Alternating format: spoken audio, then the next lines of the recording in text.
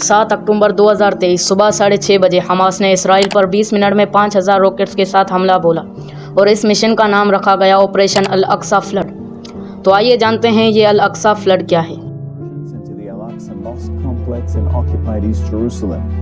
Big crowds of mostly young settlers raised provocative slogans and entered the mosque compound for a third day.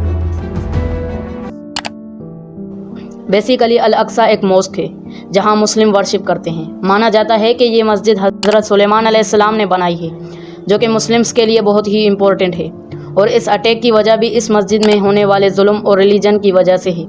Mask अल अक्सा के बारे में ज़्यादा जानने के लिए डिस्क्रिप्शन में दिए गए लिंक पर क्लिक करें। पार्ट नंबर 2, हमास एक इस्लामिक मूवमेंट ग्रुप है। ये एक पॉलिटिकल पार्टी और मिलिट्री ऑर्गेनाइजेशन है।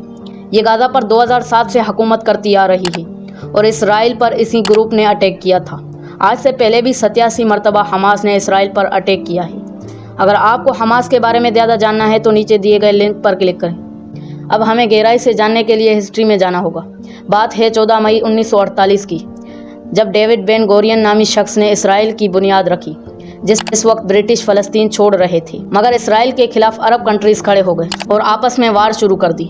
मगर 1949 में ये जंग ख़त्म हुई और इसराइल ने एक टेम्पररी बॉर्डर बनाया जिसे ग्रीन लाइन कहा जाता है। उसके बाद इसराइल ने फ़लस्तीन पर कब्ज़ा करना शुरू किया। आप इन मैप से इमेजिन कर सकते हैं। अब आते हैं इस वार की ओर। इसको समझने के लिए हमें मैप पर नज़र मारने की ज़रूरत है। ये है इसराइल और फ़लस्तीन 2 हिस्सों में है। इस हिस्से को कहा जाता है गाज़ा और दूसरे हिस्से को कहते हैं वेस्ट बैंक। इसराइल पर गाज़ा से 5000 रॉकेट्स भेजे गए और अब तक 1300 इसराइली और 1300 फ़लस्तीनी लोग मर चुके हैं। ये पहली बार नहीं है कि इसराइल अटैक हुआ है। अगर हम हिस्ट्री में जाएं तो बात है 1967 की। इसराइल पर हमला किया गया कुछ अरब ममालिक से, जैसे इजिप्ट, सीरिया, जॉर्डन, जिसके जवाब में इसराइल ने गाज़ा और वेस्ट बैंक पर हमला करके उनके कुछ इलाकों पर कब्जा कर लिया।